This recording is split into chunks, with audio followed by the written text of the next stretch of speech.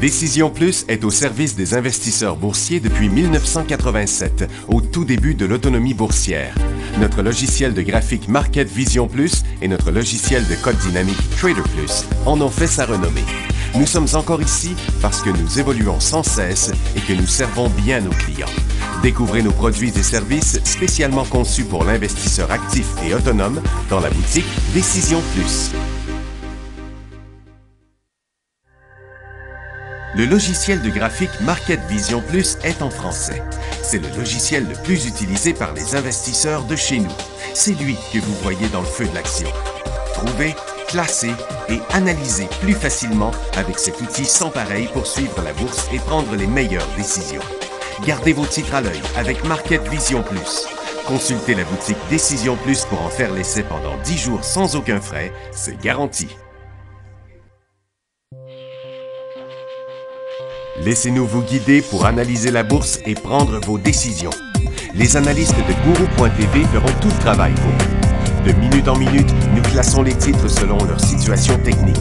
Nous révélons les signaux d'achat et de vente. Nous publions des recherches poussées et nous prodiguons des conseils en temps réel. Ça commence avant l'ouverture et ça se poursuit jusqu'à la fermeture des bourses. Profitez de chaque cycle boursier avec Guru.tv.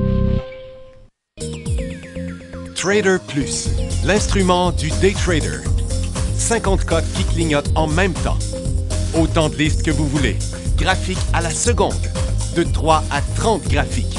Des alarmes à volonté. Des listes de codes préparées. Des modèles graphiques préparés. Prêts à faire feu. Achetez, vendez avec Trader Plus.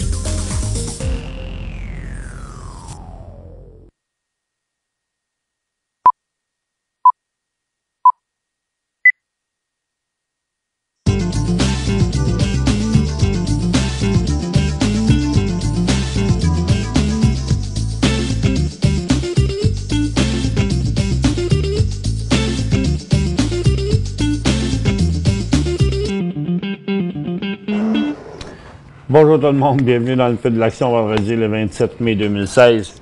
On a encore un marché tout à fait bizarre aujourd'hui. La seule affaire qui est sortie, c'est le PIB, qui était pas bon, mais meilleur que le dernier.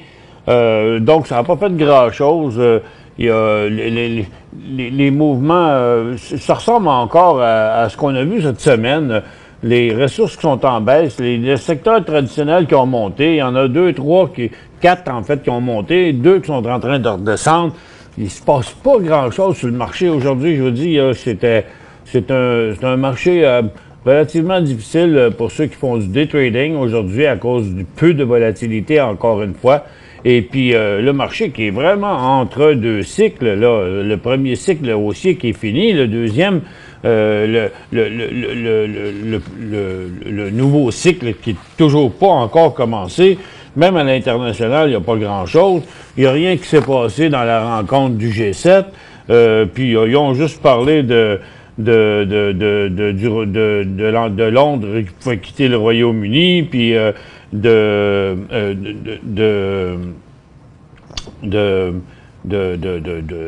du terrorisme, puis des réfugiés, puis il n'y a personne qui a apporté de solution concrète à rien. Puis il y a Janet Yellen qui faisait une allocution après-midi à l'Université d'Harvard. C'est pas mal tout. Puis il y a quelques nouvelles, quelques résultats financiers, très peu de choses. Jinko Solar qui a été en hausse sur ses résultats financiers de 1,7 à 1,72 avec 91 % de revenus, d'augmentation des revenus. Bon, tout ça, c'est basé sur des acquisitions. Là, ça n'a pas vraiment de... C'est pas des vraies hausses, là. Big Lot, 7 cents à 82 cents, c'est un des seuls qui a vraiment progressé. Et puis GA Solar, qui lui 31 à 36 cents, il était en hausse aussi, mais maintenant il est en baisse. Bon, puis en fait, Google a gagné sa victoire contre Oracle parce que les juges ont dit qu'ils pouvaient l'utiliser pour faire leur plateforme d'exploitation Android. Puis Google est un peu à hausse. Et puis AstraZeneca, ben, ils ont la FDA a rejeté son médicament pour l'hyperkaliémie, puis son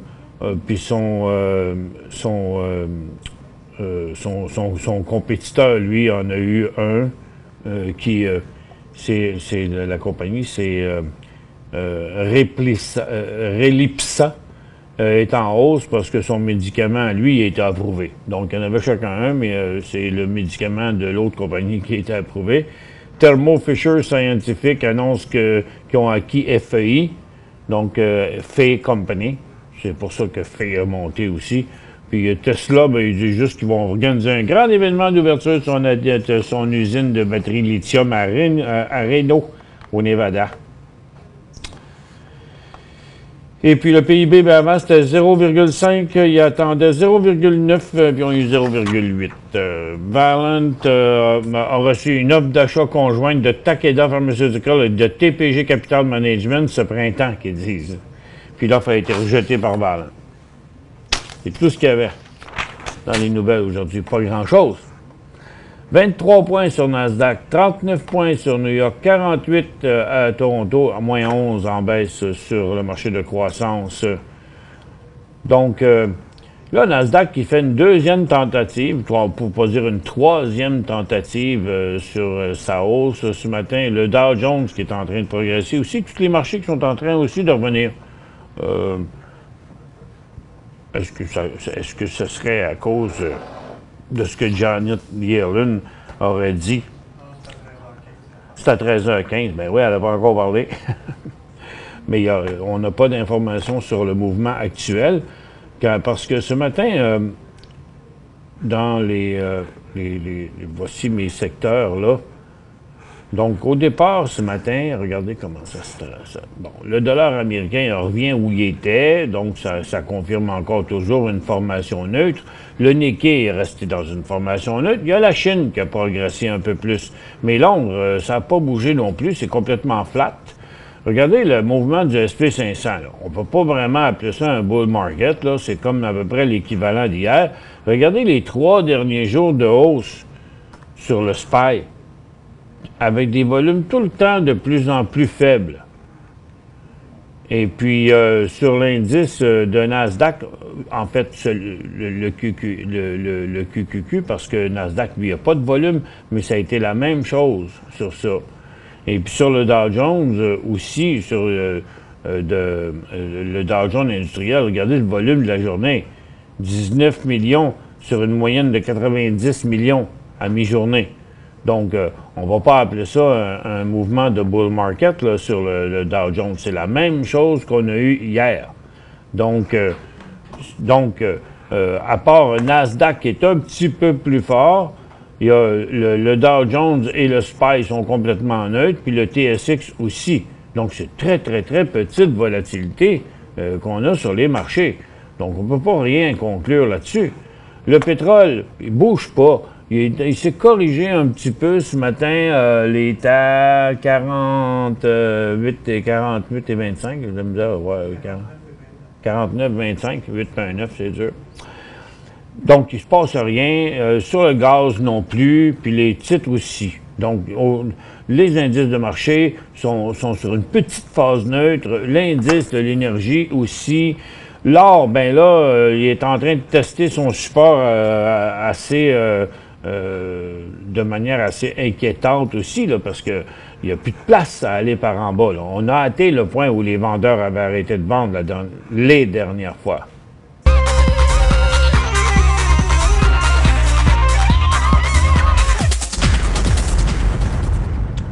Et puis les titres aurifères ont suivi un peu le mouvement sans toutefois vraiment décrocher, mais on a atteint la limite là, de la tendance baissière. Et puis, il n'y a plus beaucoup de place à la baisse. Mais pour l'instant, c'est pas encore vraiment un creux assez solide pour pouvoir penser qu'on va avoir un rebond. Et puis, les titres, il y a beaucoup de titres aurifères là, qui menacent de chuter en tendance baissière. Donc, c'est de deux choses l'une ici. C'est soit juste avant qu'on décroche, ou que c'est un creux juste avant un retour à la hausse. mais beaucoup de titres aurifères sont à côté sur un support important à très court terme et en même temps sur leur ligne de tendance. Pour pas les nommer, là, parce que c'est pas mêlant, là, tous les titres à peu près aurifères sont dans cette situation-là. Donc, si ça décrochait dans l'ensemble, ben ça va créer un petit vent de panique. Donc, pour l'instant, trop prématuré pour embarquer dans des nouvelles positions dans l'or. Au contraire, faut plutôt être prêt à diminuer le nombre de nos positions si ça décrochait. Et puis le secteur minier non plus fait rien. Donc, vous voyez, les ressources là, sont complètement arrêtées, sans mouvement. La consommation discrétionnaire, c'est un des secteurs qui a décollé ce matin en situation surachetée en plus. Et puis, mais je regarde, c'est toujours les mêmes titres.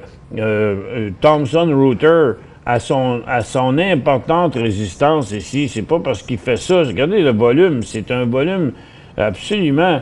Un titre, Thomson Reuters, capable de faire 700-800 000 d'une journée, il y a 135 000 aujourd'hui, là, sur ce mouvement-là. Et Shaw, c'est en hausse, mais vous avez de la misère à la voir, la hausse, tellement qu'elle est petite, là. Et puis, Magna aussi, c'est pesant dans l'indice, mais il n'y a rien qui traverse. Et puis, Chorus qui remonte un petit peu. Donc, tout ça, c'est une addition de petits mouvements. Il n'y en a pas un qu'on pourrait considérer vraiment là, comme un bon signal d'achat. Même Restaurant Brand, avec juste en dessous d'une double résistance comme ça. Donc, c'est parce que tous les secteurs montrent, presque tous les titres du secteur montrent une petite hausse que le secteur relève en décollage, mais il n'y en a pas un des titres qui est en décollage. Les télécoms font du surplace, les services financiers font du surplace, comme les autres ont fait hier, lui, il le fait aujourd'hui. Le secteur industriel en intra-séance, ça peut avoir l'air intéressant, mais c'est pas une grosse cote, là, c'est une petite cote, là, puis pogné là-dedans. Donc, on dirait que les institutions achètent là pour couvrir l'autre bord. Là. Les services financiers maintenant sont en train de se dégonfler. Ça ne m'étonnerait pas du tout qu'ils se dégonfleraient, qu'ils se dégonfleraient complètement. Tiens, regardez, le mouvement il est ici. Ça a décollé ce matin, il a fait un autre cycle. On est rendu de l'autre côté maintenant, c'est de la vente. Comme on a vu plusieurs fois cette semaine, je ne serais pas surpris de voir la consommation discrétionnaire faire la même chose, parce que ça, là, c'est totalement futile. Là. Ici, les institutions qui ont acheté un petit peu tout le monde dans un petit peu tous les titres, là, c'est pas comme s'il y avait quelque chose qui s'était vraiment enclenché. Et puis, les industriels aussi, là. Bon, tu sais, les prises de position là, qui vont revenir là, avec un sommet négatif, ça va revenir encore de l'autre bord. Donc, c'est un attrape-nigo, cette affaire-là. Là. Il n'y a pas vraiment un mouvement concret sur le marché. C'est juste des positions un peu éparpillées partout. Les matériaux, eux autres, étaient en chute. Ça a remonté beaucoup depuis la dernière demi-heure, trois quarts d'heure. Mais est-ce que ça va tenir le coup? Ben, ça n'a pas inversé. Regardez les mines, on vient de faire un rebond, mais ça n'inverse pas la correction des derniers jours. Et puis, même sur les aurifères, c'est un beau rebond, belle tentative, mais si on met ça dans un graphique de 15 minutes ici, puis il n'y en a pas assez, là, mais je vais mettre 15 minutes, puis on va en mettre, 150. On va voir que ces petits rebonds-là qu'on vient d'avoir, là, ça ne change rien à la situation. Regarde, ça remonte un peu, mais ça reste complètement en baisse. Là. Donc, une petite correction à la hausse, c'est tout ce qu'on peut vraiment donner au mouvement de la dernière heure. Donc, c'est encore une fois, c'est dommage, mais c'est ça, là, c'est ça qu'on a dans l'assiette. C'est ça qu'on a comme lunch à manger sur la bourse. Pas grand-chose. Donc, faire des trades dans cette condition-là, c'est comme s'attendre à... OK, je dis pas qu'en day trading, il n'y a pas d'argent à faire, mais de la petite argent, pas grand-chose. Regardez les services financiers, là, à la vitesse que ça décroche, là. On a commencé ici à 11h30, on a déjà fait ça, là, juste pendant les premières minutes. Moi, je pense que la majorité du stock qu'on a vu monter aujourd'hui va glisser encore en bas dans l'après-midi, comme ça a fait d'autres journées cette semaine. Je vais vous ouvrir la barre de questions pendant la pause parce que il me reste 2 ou 3 questions seulement. Fait que préparez vos questions. On va avoir un bon 15 minutes de réponse de questions pendant la pause. On va commencer au retour par Macy's. Je ne sais pas si je l'ai fait hier, mais en tout cas, on était rendu là. Pour joindre Michel Carignan et son équipe par courriel, écrivez à michelcarignan@decisionplus.com. 5 bonnes raisons de gérer vos investissements avec Banque Nationale Courtage Direct. Des frais de commission fixes à 9,95 en tout temps pour tous les clients et à partir de seulement 6,95 si vous êtes un investisseur actif. Aucun frais d'administration annuel si vous détenez plus de 20 000 $ dans vos comptes. La possibilité d'ouvrir des comptes enregistrés en devise américaine. Des outils performants afin de faciliter vos prises de décision. Un service à la clientèle primé et un niveau de satisfaction parmi les plus élevés de l'industrie. Pour en savoir plus, visitez le bncd.ca ou appelez-nous dès maintenant. Décision Plus est au service des investisseurs boursiers depuis 1987, au tout début de l'autonomie boursière. Notre logiciel de graphique Market Vision Plus et notre logiciel de code dynamique Trader Plus en ont fait sa renommée. Nous sommes encore ici parce que nous évoluons sans cesse et que nous servons bien nos clients. Découvrez nos produits et services spécialement conçus pour l'investisseur actif et autonome dans la boutique Décision Plus.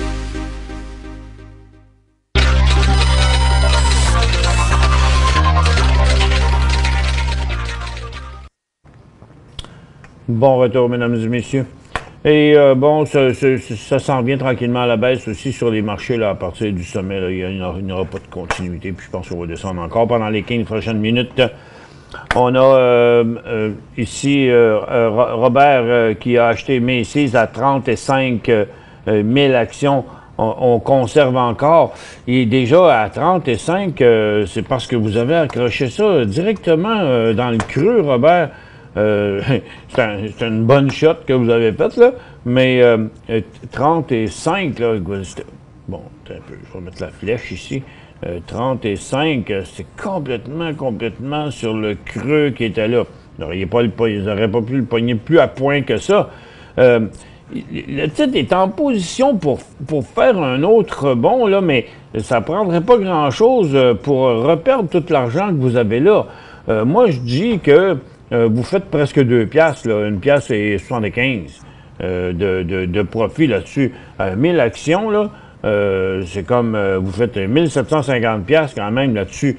Moi, je flusherais la moitié de cette position-là tout de suite pour s'assurer que vous n'allez pas reperdre tout ça. Regardez, là, dans le moment, il a monté encore aujourd'hui, puis regardez-le descendre, là.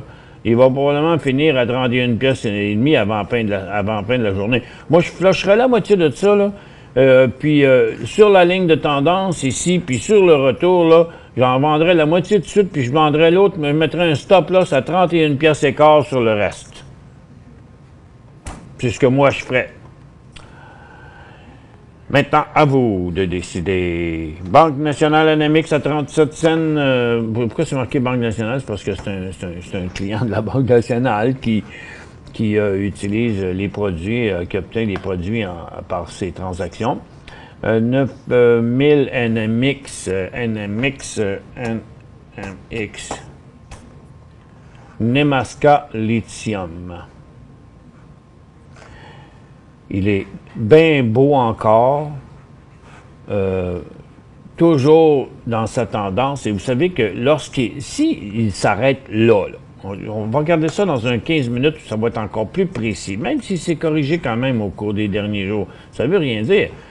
Ce sont des formations neutres. Elle est juste un petit peu plus longue parce qu'elle est en haut du cycle. Donc, on a une formation ici neutre. Il y a un signal de vente à 1,60, comme je dis hier. Mais il y aurait un autre signal d'achat à 1,80, 1,85. OK? Mais s'il décollait à 1,85, regardez, c'est cette tendance-là qui primerait, là. Donc, ce serait une accélération de tendance en même temps. Donc, c'est à conserver pour l'instant. Écoute, vous l'avez à 37 cents, là. Fait que, donc, on ne vendrait pas en bas. Vous en vendez une partie. Puis là, vous avez tellement de marge de manœuvre, là. Regardez, pour maximiser, là, vendez-en une partie, mettons, à 1,55. Pas avant, là, OK? Mettons, la moitié, là. Puis en attendant, conservez-les parce que vous avez beaucoup de marge de manœuvre. Vous avez payé 37 cents. Donc, mettons, par 10 000, là, c'est 1 000 à toutes les 10 cents. Ça fait que vous faites quand même un beau montant d'argent là-dedans. Là. Pour l'instant, là, ça 9 000 à 1,75 là, ça veut 9, ça vaut à peu près 16-17 000 là, cette affaire-là. Là. C'est très payant. Donc, restez là, vous avez en marge de manœuvre. Vendez seulement si ce cycle-là s'inverse. Et puis, au moins la moitié de la position. S'il vous plaît, analysez SVM. Silver Corp Metal, il est à 2 piastres et presque 2 piastres et 25 là. Il frise l'inversement de sa tendance, mais c'est un titre d'argent, donc il est dans la même situation que beaucoup de titres d'or et d'argent. Donc, en bas de 2 piastres et 25, comme à 2 piastres et 10, c'est un signal de vente. EGT vous semble bien, Yvan Daniel, il vous semble bien parti de même que la technologie. Un bon achat. Il est beau, hein? On va regarder son graphique, on va voir c'est quoi la binette en intraséance. Ben, il a l'air parfait.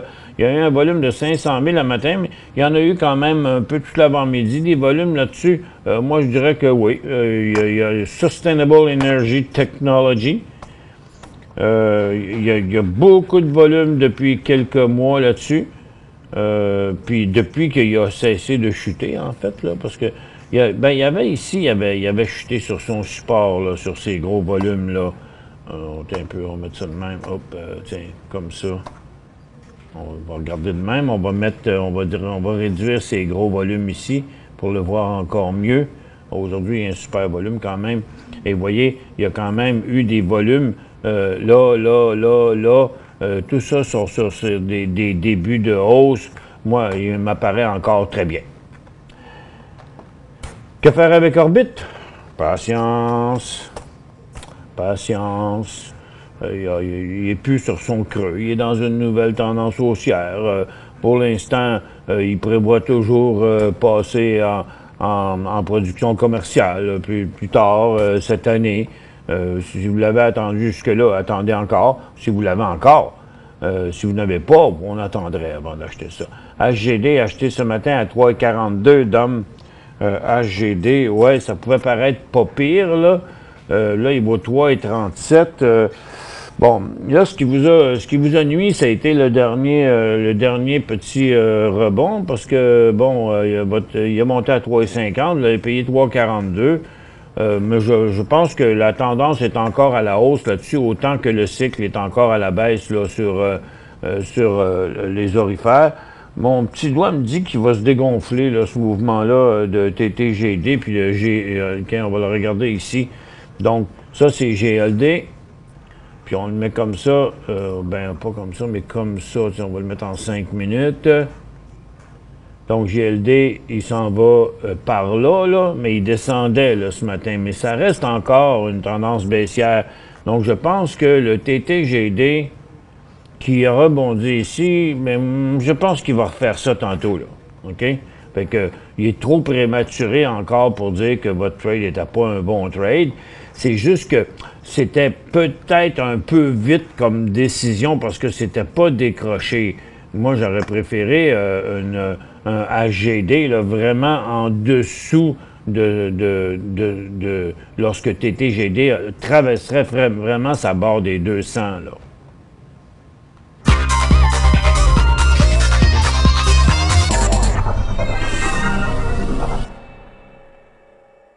Cinq bonnes raisons de gérer vos investissements avec Banque Nationale Courtage Direct. Des frais de commission fixes à 9,95 en tout temps pour tous les clients et à partir de seulement 6,95 si vous êtes un investisseur actif. Aucun frais d'administration annuel si vous détenez plus de 20 000 $ dans vos comptes. la possibilité d'ouvrir des comptes enregistrés en devises américaines, des outils performants afin de faciliter vos prises de décision, un service à la clientèle primé et un niveau de satisfaction parmi les plus élevés de l'industrie. Pour en savoir plus, visitez le bncd.ca ou appelez-nous dès maintenant.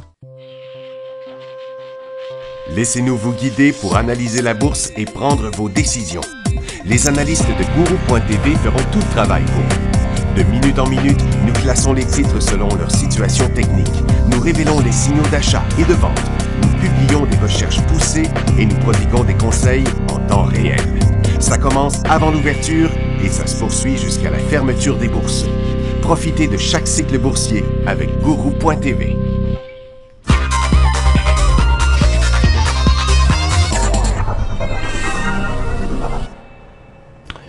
On a Marc ici qui dit « J'ai acheté TH à 2,87, c'est Terra Technologies, le 27 mai. » C'est aujourd'hui. Étant donné la baisse, j'ai vendu à 2,81. Bon, attendez un peu. Là. On va regarder ça ici.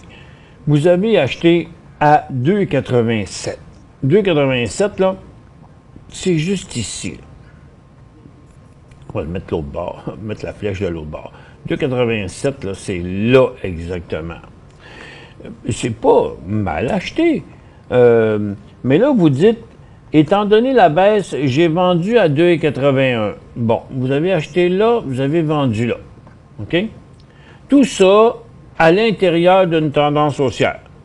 Donc, j'ai peine à comprendre. Est-ce que c'est un day trade que vous vouliez faire? Est-ce que c'est du day trading que vous vouliez faire sur ce titre-là? Aurais-je pu faire mieux considérant l'augmentation des volumes ces derniers jours? Étant donné que le marché est au point neutre, aurais-je dû éviter d'acheter? Bon, premièrement, Terra Technologies n'a pas rapport avec le marché. Bien, il est sur le marché, puis les marchés influencent un peu tout, mais lui, il est sur une nouvelle histoire, il n'est pas comme le marché. Il est dans une tendance haussière, une forte tendance haussière. Il connaît les plus forts volumes de son année. Le titre était dans une formation triangulaire ascendante. On va le mettre comme ça, tiens, juste ici, on en parlait depuis quelques jours. Je dis, regarde, quand il va traverser sur des bons volumes. Il l'a fait ce matin. Est-ce que ce sera un faux signal? Ce sera un faux signal quand ce sera un faux signal. Pour l'instant, c'est pas un faux signal parce que le titre était en hausse. Maintenant, il a monté, mais il y a eu une certaine prise de profit. Donc, c'est un cycle haussier gros comme ça, une correction grosse comme ça, pas perdu plus que la moitié de son mouvement. Pour l'instant, il y a un creux là, puis il est en train de reprendre à la hausse à partir de son creux. Donc, il est toujours dans...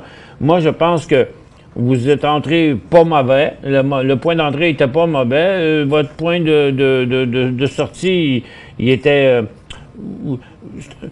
comment je pourrais dire ça? Prenez-les pas mal, là, mais vous avez fait comme un trade nerveux, là, qu'on appelle. T'sais, un trade en disant « je l'achète, mais je suis pas sûr ». On peut voir une certaine peur dans votre écriture. Là. C'est peut-être sur votre tolérance au risque là, que vous devez travailler. Parce que l'important, c'est si vous achetez, quand vous avez acheté ici, ben il y a une place qu'il faut vendre. C'est en dessous du support. Donc, vous avez vendu à 2,81, mais dans la réalité, c'est pas avant 2,73 que vous auriez dû vendre. Donc, il faut être prêt à accepter une certaine perte, parce que ça va vous arriver souvent que vous allez embarquer dans un titre, là, il va se corriger un peu, vous allez débarquer parce que vous allez prendre peur, pas longtemps après, il va repartir, remonter, puis là, vous allez vous haïr. Ça fait que il y avait une certaine incertitude là, dans votre affaire. Et puis, mais je pense que l'entrée était bonne, la sortie l'était moins. Bon, s'il retombe, vous allez avoir eu raison, mais ce que je veux dire, c'est que quand vous achetez quelque chose qui décolle au-dessus d'un support, c'est le bris du support qui est le point d'inversement. Or, plante TTGD, non. Pourquoi? Oui. Mais les titres ne réagissent pas toujours. C'est comme l'indice pétrolier. Il réagit pas toujours pareil au pétrole. L'indice aurifère ne réagit pas toujours pareil alors. Donc, regardez, l'or est en baisse le GLD est en baisse de 0,5. Les titres aurifères sont en baisse de 0,8, de 0,50. L'indice aurifère, lui, est en baisse de 0,85. Les deux sont pareils. Regardez, dernièrement, là, dans les derniers jours, sont presque pareils, tout en n'étant pas complètement identiques. Donc, puis en fait, TTGD plante plus que GLD même. OK? Mais c'est trop petit, c'est trop futile, là, cette affaire-là. Ce qu'il faut attendre, c'est un vrai nouveau bas. Est-ce qu'on le verrait dans le graphique comme il faut? Ouais. Je pense que, regarde, comme ceux qui veulent trader du HGD après-midi, la situation est déjà négative. Le rebond qu'on a eu ici, je pense qu'il ne tiendra pas. Je pense que si on s'en revient par ici, là, on peut faire un petit swing de HGD, là, parce qu'il va revenir probablement à son bas là. Mais en swing trading, c'est prématuré. Parce qu'il n'a pas inversé encore son support et sa tendance. GIB, un achat 58,80. Moi, pas sûr de ça. Oui, c'était beau. Je me suis, il ne faut pas se souvenir de tout par cœur. Oui, c'est vrai, je m'en souviens là, qu'il montait. Mais écoutez, tout indique que c'est un bon mouvement. Il est dans une tendance haussière. Il n'y a rien de négatif dans son cas. Par contre, le potentiel n'est pas si grand que ça. Là. Pour un titre de 60 piastres et demi, achat 58,20. Ah, vous l'avez acheté à 58,20? Ah bon, ben, je présume, là, on ne voit pas le temps des verbes dans votre affaire, mais 58,20, le titre est à 60 et 50. Donc, pour l'instant, regardez, si on trace son graphique intra-séance comme ceci, il avait payé 58,20, ce qui est à peu près ici, même un petit peu moins. Là, le titre est dans une tendance haussière. Là, il y a un support là. Moi, je vous dirais, laissez-le aller. Peut-être qu'il va continuer. Mettez-en la moitié à vendre à 60 piastres. Donc, si jamais il se remettait à descendre, il ne continue pas son cycle, ben, en réduisant votre position, vous aurez plus de marge de manœuvre à la baisse. Donc, mettez-vous un stop pour la moitié de votre position à 60 piastres. Ben, c'est tout le temps qu'on avait. Donc, on vous remercie beaucoup d'avoir été à notre écoute. On vous souhaite une excellente fin de semaine. Lundi, les marchés américains sont fermés, mais le marché canadien, lui, est ouvert. Signe que ça devrait être tranquille, parce que quand c'est comme ça, habituellement, c'est assez tranquille sur le marché canadien. C'est pour ça que je me dis que peut-être un petit quelque chose qui va arriver après-midi. Moi, je pense que les marchés vont se corriger un peu plus après-midi. Je ne serais pas surpris de voir le Dow puis le Dow Jones puis le Nasdaq revenir à zéro là, dans l'après-midi. Faites attention à l'ouverture de position dans l'après-midi aujourd'hui. Merci à tous d'avoir été avec nous. Bonne fin de semaine.